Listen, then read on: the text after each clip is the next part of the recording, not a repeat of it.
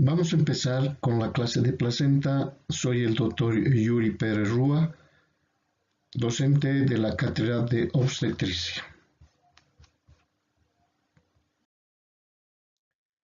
En la filogenia de la placenta, según Cross, nos da 4 tipos de placentas en la evolución y en el desarrollo filogenético. La primera placenta es la epitelio corial. Es aquella placenta donde el trofoblasto invade la mucosa uterina, tiene una alimentación de tipo histiotrófica y se ha podido ver en las cerdas y en las yeguas. Este tipo de placenta no logra penetrar hacia los vasos sanguíneos. La cisnesmos corial es una placenta en la que el trofoblasto invade ya el tejido conectivo. Invadiendo el tejido conectivo hace una alimentación también histiotrófica, pero tampoco no llega hasta los vasos sanguíneos. Por lo tanto, este tipo de placentas se han visto en rumiantes. La endotelio corial es una placenta donde el trofoblasto pasa el espesor del tejido conectivo y ya se pone en contacto con los vasos, sin penetrarlo, solo poniéndose en contacto, y ya empieza a tener un tipo de alimentación hematotrófica y se ha visto en carnívoros como la gata, como la perra. En cambio, la placenta hemocorial es la placenta de las personas humanas donde el trofoblasto invade la pared vascular, es decir, invade todo lo que significa el vaso, penetrándolo y alimentándose de la sangre misma. Por eso se llama hematotrófica. Esta se ha visto en los primates, en los monos y en los seres humanos. Es por eso que muchas veces nos asemejan con los monos o con los primates en las características de la evolución del embarazo del ser humano por el mismo tipo de placenta que se presenta. Por lo tanto, nuestra placenta, la placenta humana, es una placenta hemocorial. Esta placenta hemocorial, como ustedes pueden identificar, hace que el ser humano, como están viendo acá, se conecta con toda la parte placentaria que es aquella que va a alimentar a través de la sangre materna.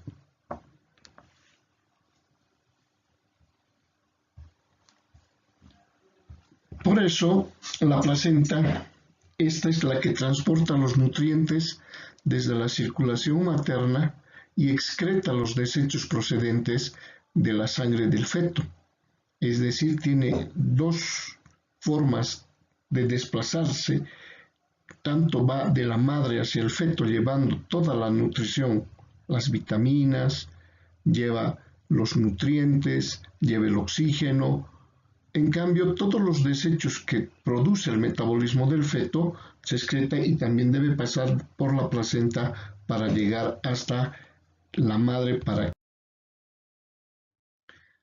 El trofoblasto es la parte importante que va a formar la placenta. Si nosotros hacemos un recuerdo de el trofoblasto, aquí nos vamos a ubicar en la mucosa uterina. Esta es la mucosa uterina, donde el trofoblasto, es decir, que está conformada por el sincitio trofoblasto, que es la parte superficial, que son células que no son nucleadas ni son muy claras, parecen tener una imagen de plasmodium, a diferencia de la parte más interna, que es el citotrofoblasto, donde vamos a ver células más definidas con núcleos más definidos. Este citotrofoblasto y este sincitio trofoblasto forman la parte del trofoblasto en conjunto. El blastocisto, todo esto se denomina blastocisto, está conformada por el embrioblasto y por el trofoblasto. A partir de este trofoblasto va a ser que va a empezar el desarrollo de la placenta.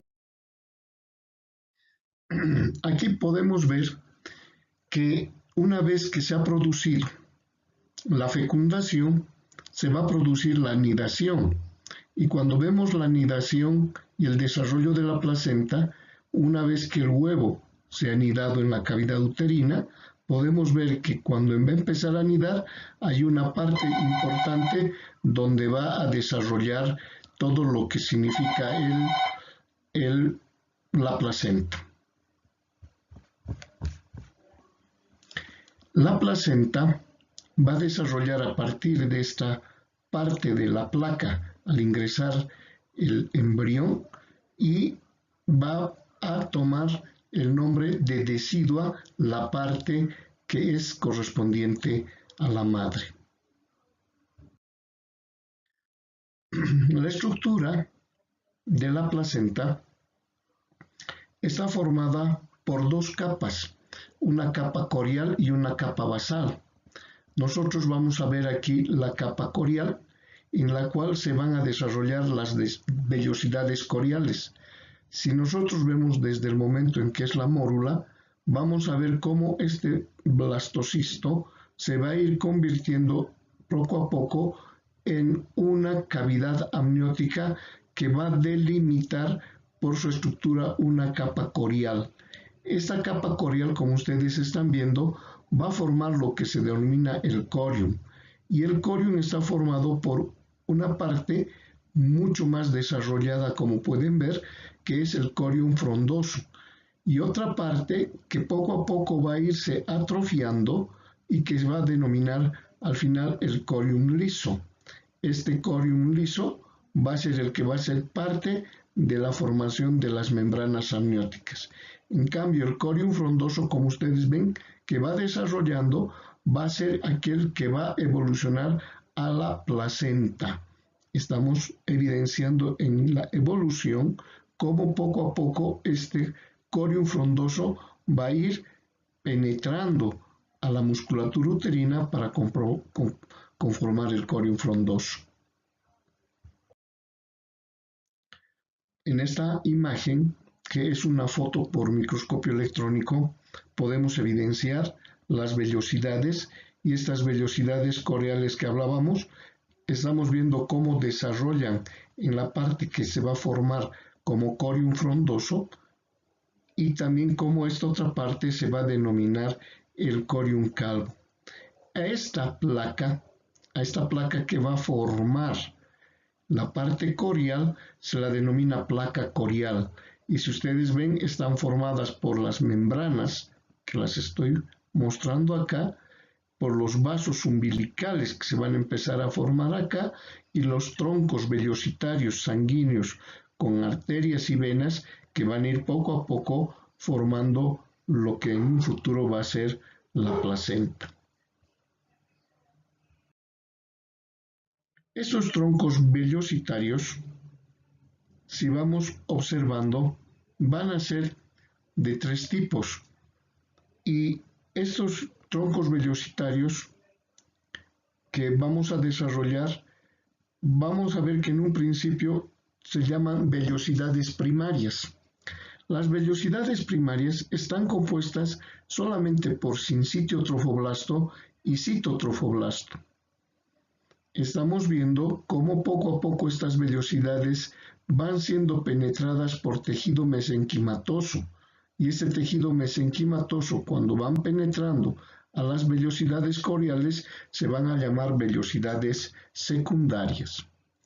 Cuando estas vellosidades secundarias hacen y permiten que los vasos sanguíneos permitan ingresar, se van a denominar vellosidades terciarias. Por lo tanto, repasando, podríamos decir que las vellosidades van a ser primarias cuando solo tienen sincitio y citotrofoblasto. Van a ser secundarias cuando tengan sincitio, citotrofoblasto y además tejido conectivo. Y van a ser vellosidades terciarias cuando tengan sincitio, citotrofoblasto, tejido conjuntivo y vasos sanguíneos, que ya sería el desarrollo completo de las vellosidades coriales o graponas que van a empezar a penetrar al tejido uterino. Podemos aquí también identificar lo que es la capa basal y la decidua materna. Es decir, cuando el trofoblasto anida, el huevo anida en el útero, la parte donde va a penetrar a la placenta cambia de nombre y se llama decidua materna. Esta decidua materna, como ustedes pueden ver, va a formar la capa basal. Y esta capa basal que se encuentra a este nivel, la podemos ver también a este nivel cuando se va desarrollando, va a formar también tres tipos de deciduos. Estos tres tipos de deciduos son aquellos que van a envolver, vamos a llamar en algún momento a los tres tipos de deciduos como corresponde. Si nos vamos dando cuenta, a esta decidua acá anaranjada que están viendo se la llama decidua basal. Si ustedes se fijan bien, acá hay otra decidua que va a envolver la parte externa del huevo, se denominará decidua capsular. Y esta otra decidua que va a estar en la parte del endometrio uterino o de la capa uterina se va a denominar decidua parietal. Entonces estamos viendo cómo las deciduas cambian en el nombre cuando una vez se ha penetrado a la cavidad uterina por el embrión.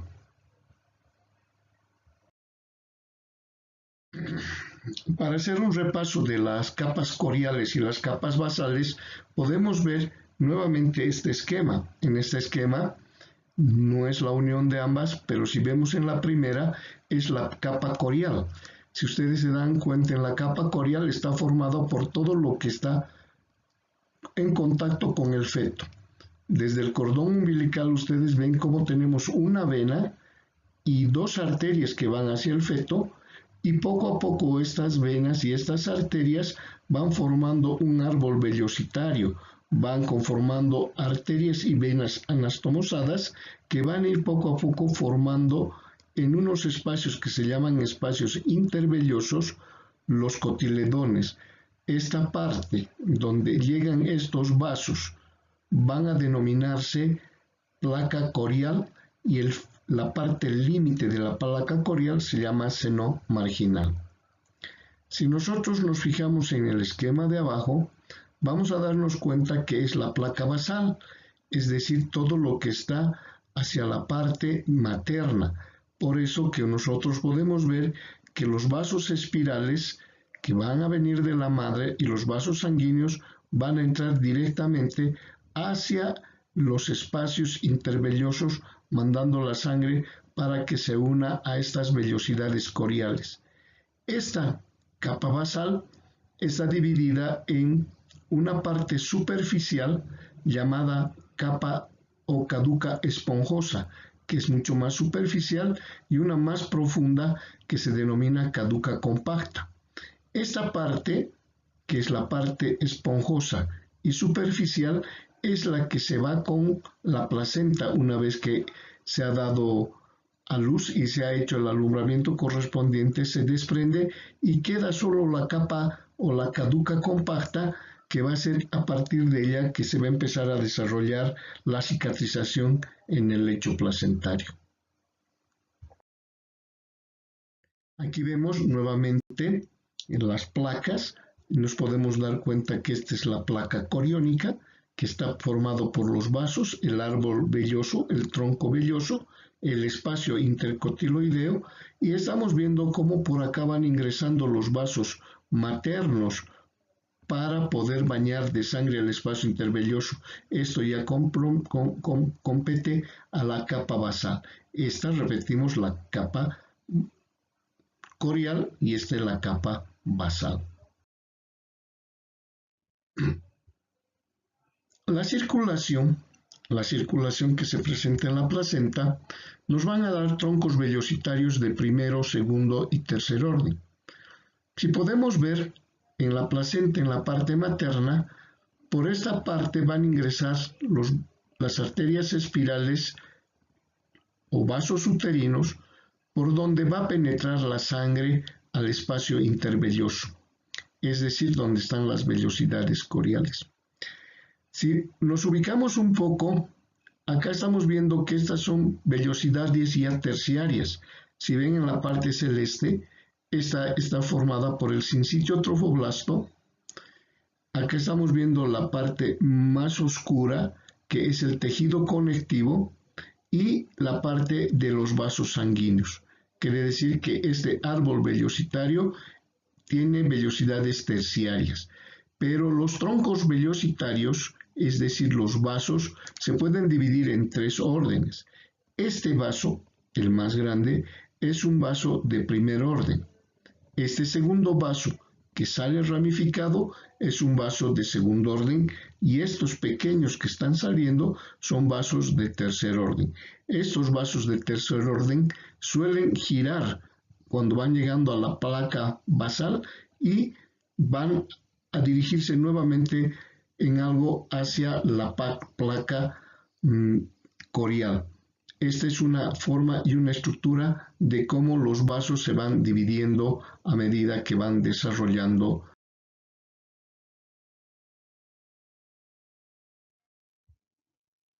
La placenta término, una placenta término, generalmente tiene ciertas características. Como ustedes ven, suele ser un disco de 15 a 20 centímetros cuando llega a término. El espesor en el centro puede ser de unos 2 centímetros, en cambio el espesor en la parte periférica puede ser hasta de 1 centímetro. Generalmente, como ustedes ven, estos espacios se denominan cotiledones y una placenta puede tener de 16 a 18 cotiledones. El peso de una placenta está entre 500 y algunos dicen que puede llegar hasta 800 gramos y la superficie de intercambio es de 14 metros cuadrados. Podemos ver acá algunas características de la placenta en la estructura macroscópica. Si se fijan bien en esta imagen, normalmente el cordón umbilical tiene que llegar hasta casi el borde de la placenta, de donde de vasos más gruesos se van haciendo poco a poco vasos más delgados hasta llegar a la periferia. Aquí podemos ver cómo se conforman estos cotiledones de 14 a 18 que nos van a mostrar cómo está conformada una placenta a término. Si nos fijamos también acá, tenemos cómo una placenta puede ser, como hemos visto, en una forma circular. Y obviamente la inserción del cordón, otra vez repetimos, como ver de un cordón de grosor mayor a un cordón a unos vasos más delgados que se van a ir hacia la periferia.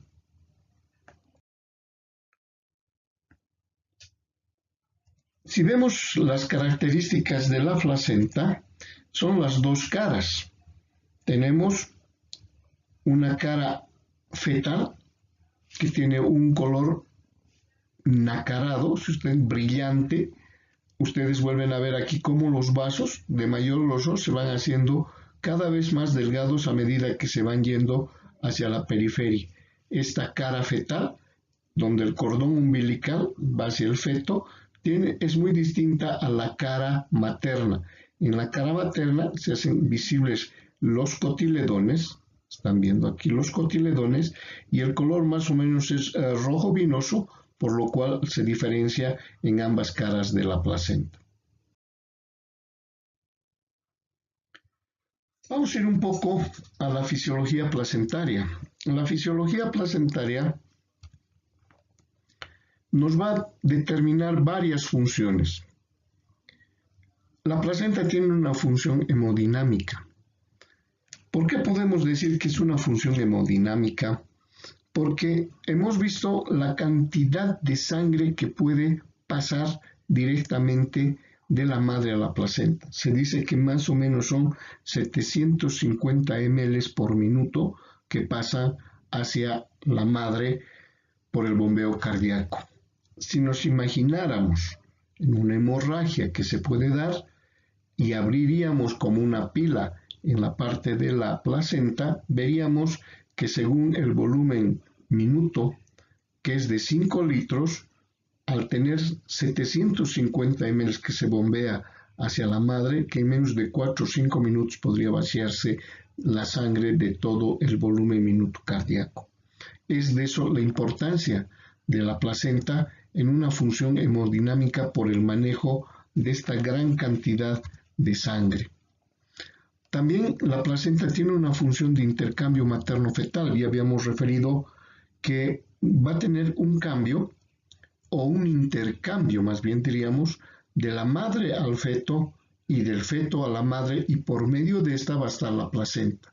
Es fundamental el intercambio para el desarrollo fetal durante toda la gestación.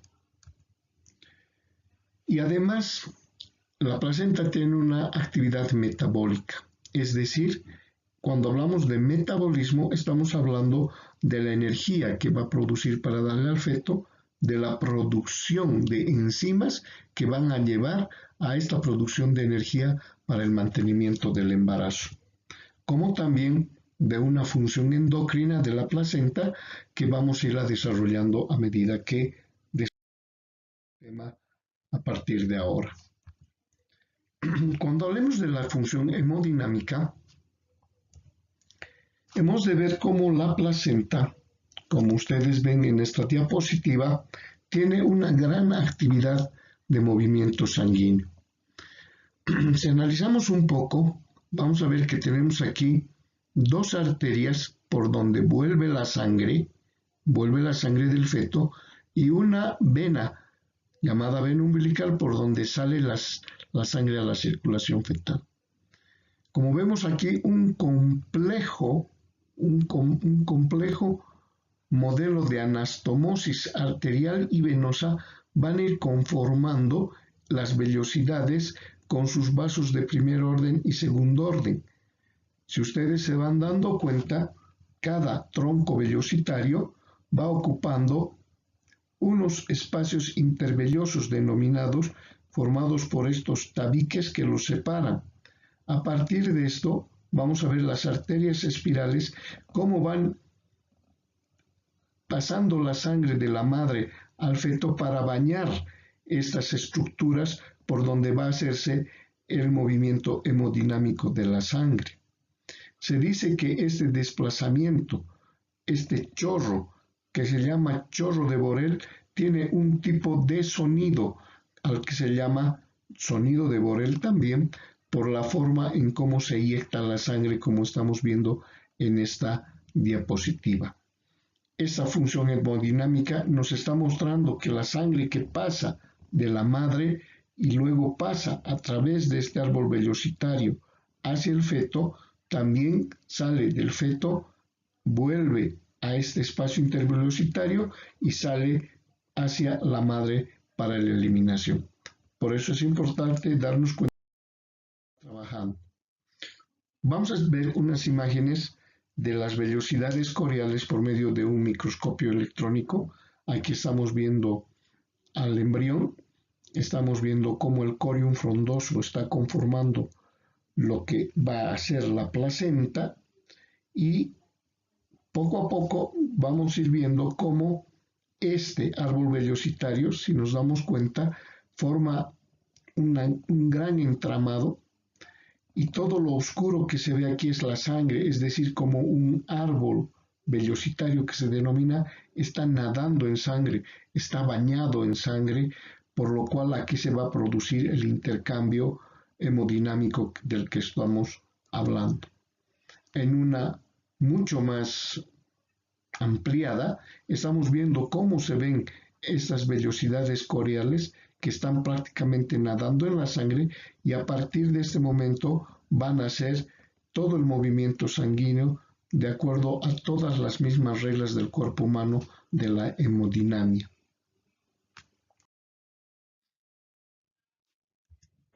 ¿Cuáles son los datos hemodinámicos que tendríamos que analizar? El primer dato hemodinámico es que la arteria uterina, como decíamos, va a recibir una cantidad de 750 ml por minuto. Esto es un gran volumen que por minuto recibe la arteria uterina. La placenta acumula aproximadamente entre 500 y 600 ml.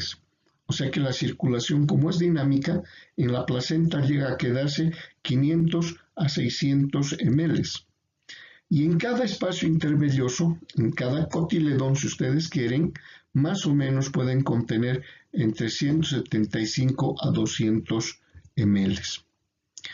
En una contracción uterina, cuando vemos nosotros el trabajo de parto, nos damos cuenta que puede reducirse esta cantidad que puede tener de 500 ml hasta 200 ml en una contracción, volviéndose a restituir una vez que el útero se relaja. Por lo tanto, nos está mostrando cómo se produce una gran hemodinámica, un gran movimiento de sangre en la placenta.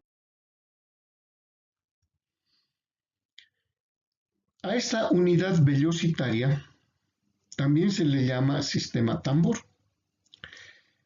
Como estamos viendo en esta diapositiva, este tronco velocitario, llamada unidad velocitaria, que está entre tabique y tabique, se llama un sistema tambor.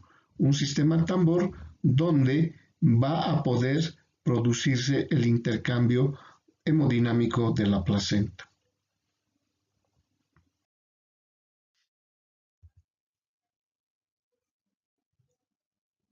¿Cuál es la función de intercambio materno-fetal? Dijimos que había otra función. Esta función, la segunda, es la función de intercambio. El intercambio placentario tiene una superficie llamada superficie de la membrana placentaria y es de más o menos 14 metros cuadrados a término. Si nos imaginamos más o menos cuánto es 14 metros cuadrados, tendríamos que sacar, por ejemplo, imaginándonos un rectángulo donde un lado es más o menos 2 metros y otro lado 7 metros, porque para sacar una superficie tiene que ser lado por lado.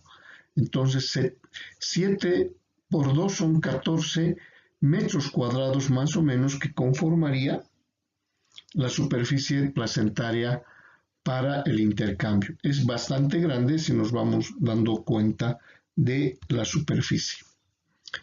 El espesor de la membrana de intercambio, si ustedes se fijan, es de 0,025 milímetros al inicio.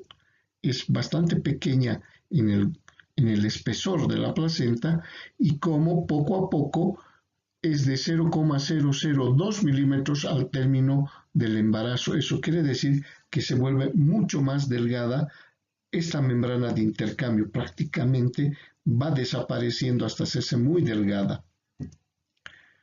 La red capilar de la velocidad coriónica, es decir, si colocamos todos los capilares en una sola dirección como si fuera un solo vaso, llegaríamos más o menos a 50 metros. Si nos imaginamos uniendo, serían 50 metros.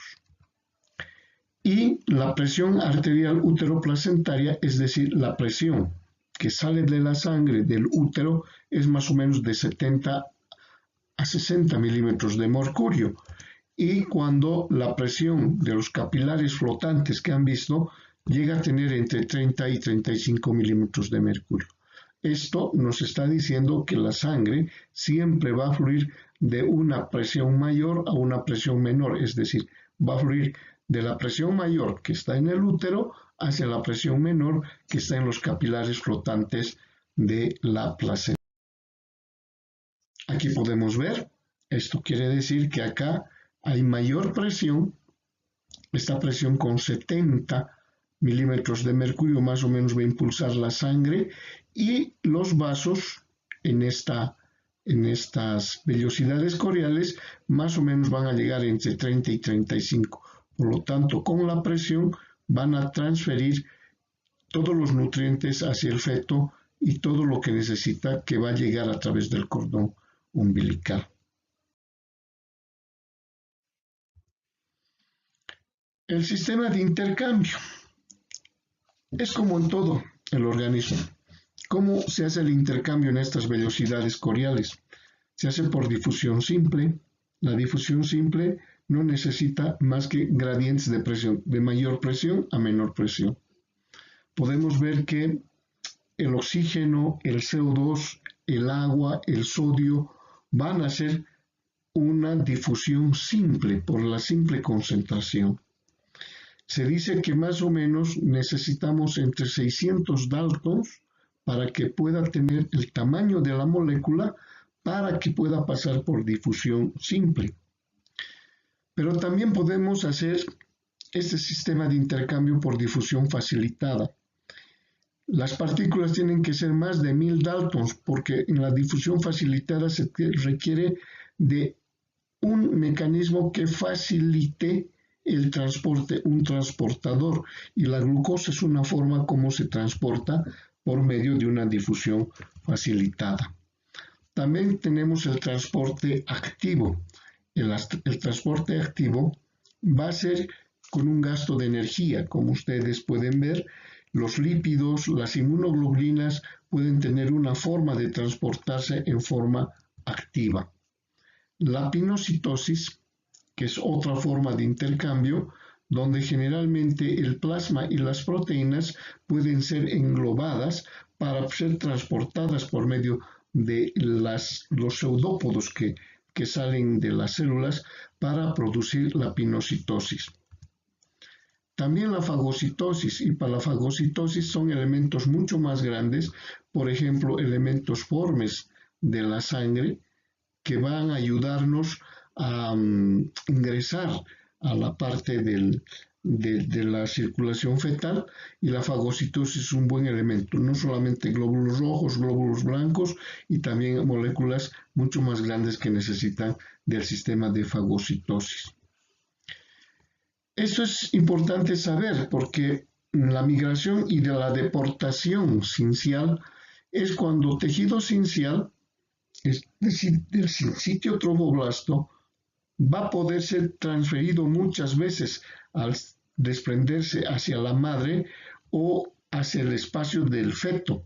Normalmente a este transporte de intercambio se le llama migración y deportación o deportación sincial. Y por último, podemos saber que en este sistema de intercambio también van a poder pasar agentes tóxicos infecciosos y productos medicamentosos. Recuerden que hay ciertos momentos en que en este intercambio van a intervenir cierta cantidad de sustancias que pueden pasar de acuerdo a las circunstancias de la madre.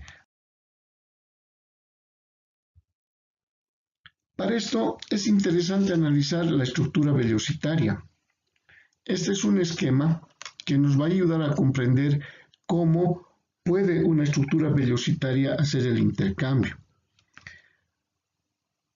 Si nos vamos a fijar en esta figura, está dividida en dos partes. La parte inferior nos muestra el grosor de la estructura velocitaria. Si se fijan bien, está de 0 y va hacia un lado de 70 micras y hacia el otro lado 70 micras, haciendo más o menos 140 micras. A este otro lado vemos las semanas de gestación. Y aquí estamos viendo 4, 8, 12, etc. hasta llegar a las 40 semanas. ¿Qué nos muestra esto? Nos muestra que, por ejemplo, hasta más o menos las 5 semanas, que sería un corte acá, está conformado en un momento la vellosidad corial por el sincitio trofoblasto, por el citotrofoblasto, estamos viendo, y llega un momento en que aproximadamente a las 5 semanas y media estamos viendo cómo el tejido conjuntivo o conectivo, el tejido mesenquimatoso, invade la vellosidad. Esto quiere decir que aquí la vellosidad es vellosidad secundaria.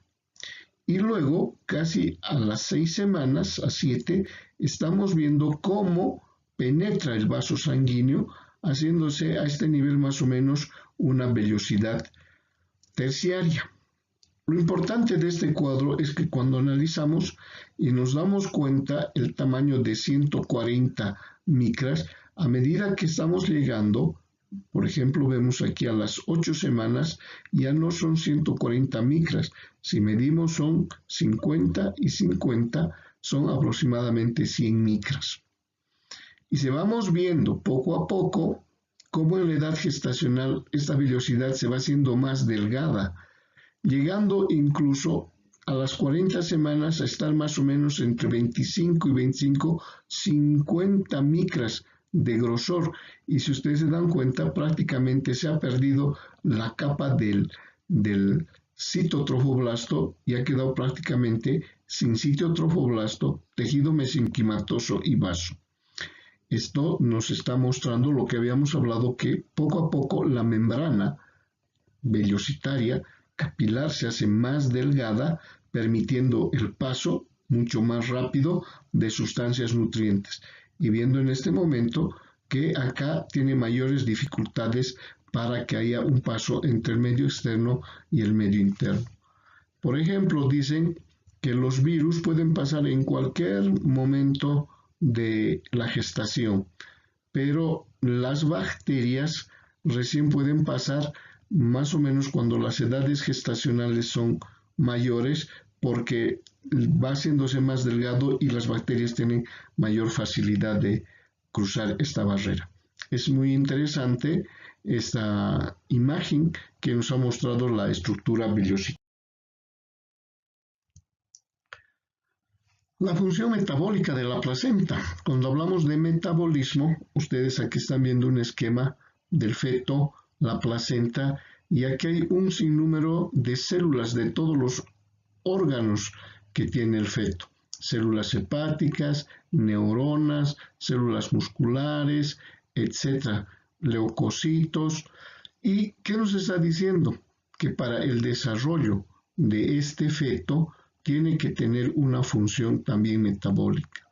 En este sentido, podemos ver que en la función metabólica se provee de todos los productos metabólicos a través de la placenta. Es decir, la placenta va a dar todos los productos metabólicos hasta que el bebé pueda ser él el que desarrolle su propio desarrollo metabólico. El feto y la placenta, por lo tanto, se convierten pues en una unidad dependiente, en una dualidad interdependiente. El feto depende de la placenta normalmente para que tenga esta función metabólica.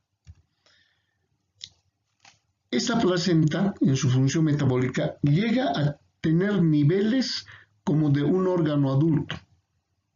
Por ejemplo, trabaja como si fuera un riñón, un hígado, un pulmón, un intestino o una glándula. Por eso es importante la placenta en su función metabólica. Produce varias enzimas. Podemos ver que produce proteasas, oxidasas, fosfatasas, que van a ayudar en todos los procesos enzimáticos para el metabolismo celular en el feto. Si seguimos viendo, enzimas como las liasas, las óxido-reductasas, las hidrolasas, las isomerasas y la oxitocinasa, que inhibe, por ejemplo, las contracciones uterinas durante la mayor parte del embarazo, son producidas a nivel de la placenta. Y obviamente tenemos dos enzimas importantes, la alfa-fetoproteína y la FATE, que es la fosfatasa alcalina termoestable, cuyas funciones reflejan la función placentaria. Se ha podido ver que la FATE, que es una enzima que al medirla, podemos medir cuánto está funcionando esta placenta. La deficiencia de esta enzima puede reflejar que está muy deteriorada la función placentaria.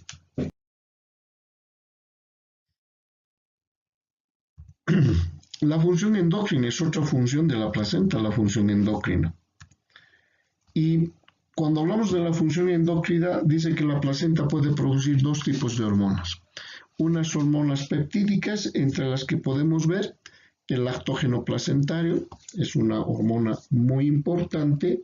El lactógeno placentario también es denominada somatotrofina placentaria. Esta es la que aumenta el glucógeno y es antagonista de la insulina y además estimula el crecimiento de los canalículos mamarios. Es muy importante porque esta incrementa, si ustedes quieren, la glucosa también a nivel materno y además a nivel fetal. La gonadotrofina coriónica es otra hormona que secreta, esta es denominada la hormona del embarazo, es una hormona peptídica que la vamos a ver más adelante, se produce en el sincitio trofoblasto y esta tiene que ver mucho en su fracción beta, que más o menos a los 10 días de producida se la puede detectar ya en sangre. En esta hormona gonadotrofina coriónica dice que en el varón o en los fetos varones pueden desarrollar las células de Leydig para la formación de testosterona, aumenta la prolactina, aumenta la cantidad de progesterona y sirve mucho para ir manteniendo poco a poco el embarazo. Tenemos la adenocorticotrofina, tenemos la relaxina y la inhibina. La relaxina es una hormona que nos ayuda para un poco relajar las articulaciones en el momento del parto para que pueda hacerse mucho más móviles y permitan el pasaje del bebé. En cambio, la inhibina es una molécula que se va a parecer mucho a la insulina o va a inhibirla en algún momento cuando se produzca. El factor liberador de tirotrofina, el estimulador de los melanocitos que va a darle una cierta coloración en algún momento incluso a la mujer, en algunas partes que van a tomar un color más oscuro como la línea alba, como la parte de lo que se llama el cloasma gravídico, es por el estimulador de los melanocitos que se produce a nivel de la placenta y se ve normalmente en el embarazo. Pero también tenemos las hormonas esteroideas y entre las hormonas esteroideas tenemos a la progesterona. Esta progesterona generalmente relaja la fibra muscular y una cosa importante es que inhibe la respuesta de los linfocitos T, es decir, inhibe la respuesta inmunológica de los linfocitos T. Esto es para no tener una reacción hacia el feto. La otra hormona es el estrógeno, generalmente es el estriol, la hormona estrogénica que se presenta en el embarazo, y es al contrario, activa la contracción, estimulando la actina y la miosina, y además hace una hipertrofia de los canalículos mamarios. Vamos a hablar de la gonadotrofina coriónica y si nos vamos a poner a analizar cómo es la curva, nos vamos dando cuenta que la más importante es la fracción beta, porque la fracción alfa tiene parecido a la FSH, es muy parecida y puede confundirse con la FSH. En cambio, la fracción beta es la que solamente se presenta en el embarazo. Si vemos esta curva entre las 5 y 7 semanas, vemos que más o menos a las 10 semanas tiene un pico alto, a las 10 semanas del embarazo. Esto indica que más o menos si nosotros tomamos una prueba en sangre, vamos a encontrarla ya elevada y es aquella hormona que nos va a determinar que la mujer está embarazada. Luego, si vamos viendo, va siendo algo más baja, pero más o menos entre los 14 y 15 días se va a estar todavía manifestando en una forma elevada y por eso que una vez que la mujer le ha faltado su periodo menstrual y puede tomarse las pruebas que venden en las farmacias, que son test de embarazo en orina, pueden manifestarse ya a partir del 15 a 16 a 17 días de lo que ha ocurrido en la fecundación. Como seguimos viendo, va bajando dramáticamente hacia las 19 semanas y se va manteniendo ligeramente baja hasta casi las 37 semanas. Si nos fijamos, esta hormona la podemos ver generalmente al principio del embarazo. El lactógeno placentario también es otra hormona, como habíamos referido. Es importante porque esa aumenta la cantidad de glucógeno, es decir, es una hormona hiperglicemiante. Y si ustedes se fijan, al principio del embarazo es muy baja, pero a medida que va llegando a las semanas 40, 42, se va elevando este lactógeno placentario. Por lo tanto, vemos que va más bien en un ascenso a medida que avanza el embarazo.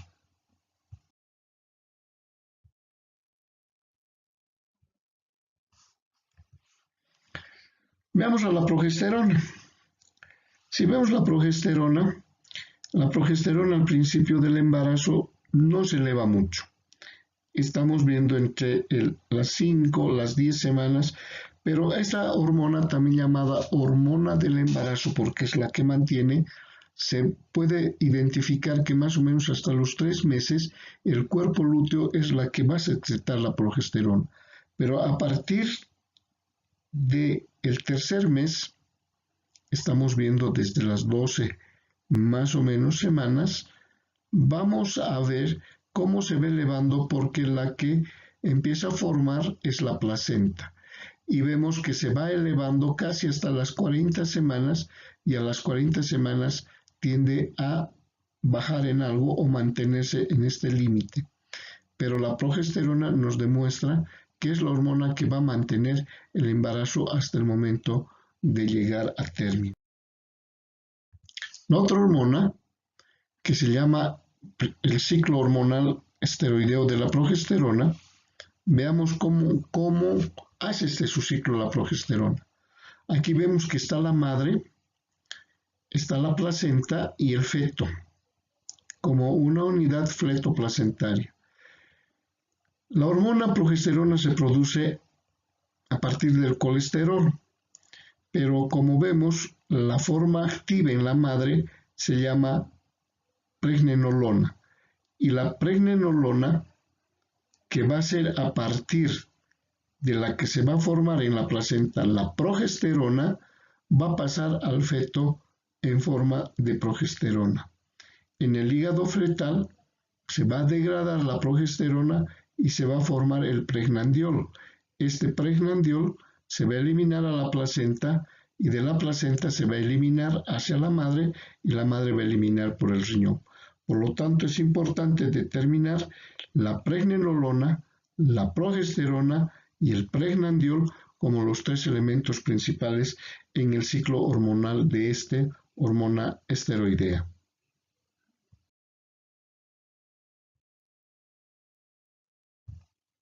Si vemos el ciclo hormonal del estrógeno, también nos vamos a dar cuenta que el estrógeno, a partir de la unidad materna y la unidad fetal o unidad placenta fetal, vamos a partir de la dehidroepiandrosterona. La dehidroepiandrosterona, como ustedes pueden ver, es el principal que va a llegar a formar la androstenediona y va a formar el estrógeno, el elemento químico. Esta estrona normalmente tiende a convertirse en estradiol y el estradiol tiende a convertirse en estriol. El estradiol es importante en el desarrollo de los caracteres secundarios de la mujer. En cambio, en el embarazo, el estrógeno que nos importa es el estriol. Y para formarse en el estriol en la placenta necesita un sinnúmero de procesos químicos que se van a dar en el feto para que con parte de los sustratos fetales la placenta pueda completar la formación del estriol. Y este estriol se va a manifestar generalmente cuando el embarazo esté a término, dando, como ya habíamos dicho, la posibilidad de las contracciones uterinas, apoyar las contracciones uterinas y dando la impresión de que baja la progesterona y se eleve el estrógeno en el momento del parto. Aquí podemos ver todas las hormonas en un solo diagrama. Aquí en rosado pueden ver la gonadotrofina coriónica. En verde pueden ver a la progesterona. En rojo pueden ver al estriol. Y en amarillo pueden ver al lactógeno placentario. Este diagrama nos ayuda a ver que, por ejemplo, la hormona del embarazo al principio del embarazo es muy elevada y estas hormonas se van elevando casi al final del embarazo en las tres consiguientes.